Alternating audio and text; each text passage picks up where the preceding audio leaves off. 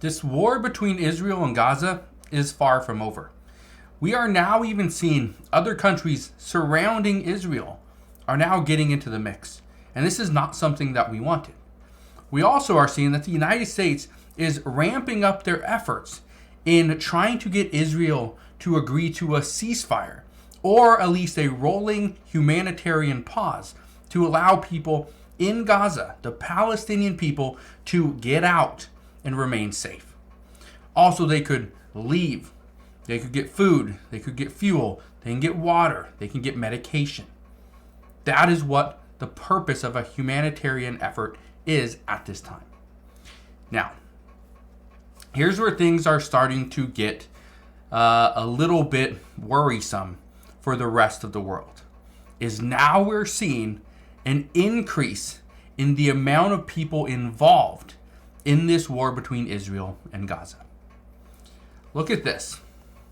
It says Israel launches major strikes on Gaza as violence flares up on the Lebanon boundary. What is happening at this time, and this is something that we've seen over the past couple of weeks, is there were a lot of concerns from multiple officials, is that what happens if a strike hits another country? This is exactly what happened. And now Hezbollah says Israel to pay the price after strike kills 3 children in Lebanon. It was actually 3 children and their grandparent. Now I want to show you a map right here. This is the map. So you can see Israel's right here in the middle. Lebanon is up here to the north. If I zoom in on it, okay, I'm going to zoom in on it, you're going to see where the Gaza Strip is. Okay, so the Gaza Strip is right here. Okay, this is what Israel is pretty much pounding with, missiles, and now they got, ground, troops in there as well. But here's the thing. This is Israel right here. Up here is Lebanon. Right here is Lebanon. This is the southern border of Lebanon right here. So you see where the Gaza Strip is. You see where the border is for Lebanon. That is a problem. And we've heard this over the past couple of weeks, is what happens when a missile gets fired in the wrong direction. It takes the life of a civilian. That's what we've been seeing. And this is one of the reasons why we're seeing more pro-Palestinian rallies and protests, because what's happening is Israel is taking the lives of not just leaders of Hamas, which we've heard they've got a couple, but they're now taking the lives of innocent civilians that just want to live a normal life. Let their kids run out in the street and play. The parents, parent, grow up, work, right? Feed their children, educate them. That's all they really want. So now it's turning to the next question, is when will, the West, or when will other countries step in and force Israel into a ceasefire? Well, according to the reports today, Israel is not going to even entertain the idea of a ceasefire until they receive all of their hostages back. They want every single one. Every single hostage from Hamas, they want back. Then and only then, they will agree to a ceasefire. But Hamas doesn't care. They do not care. What they want and what Israel wants is something completely different. So what does this mean?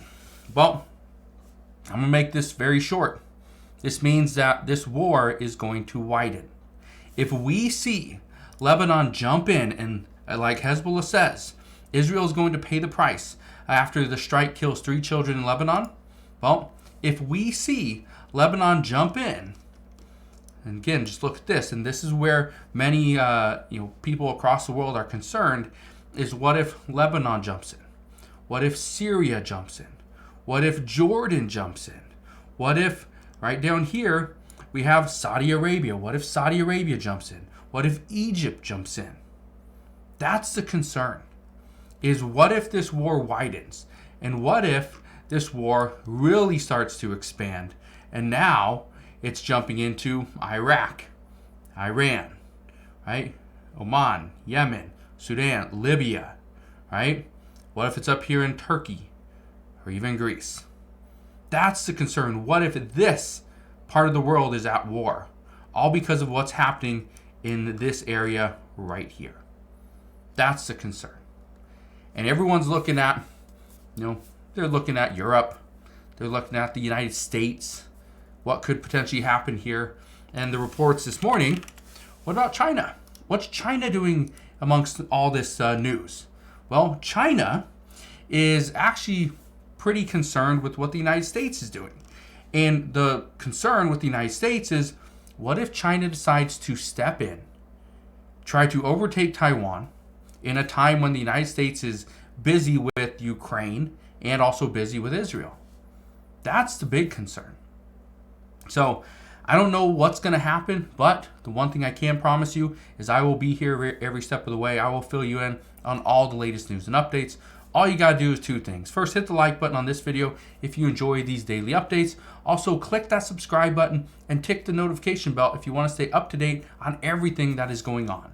But my promise to you is I will continue to read up on everything that's happening and fill you in on all the latest news and updates. So again, thank you guys for watching. Consider subscribing, and I'll see you guys on the next one.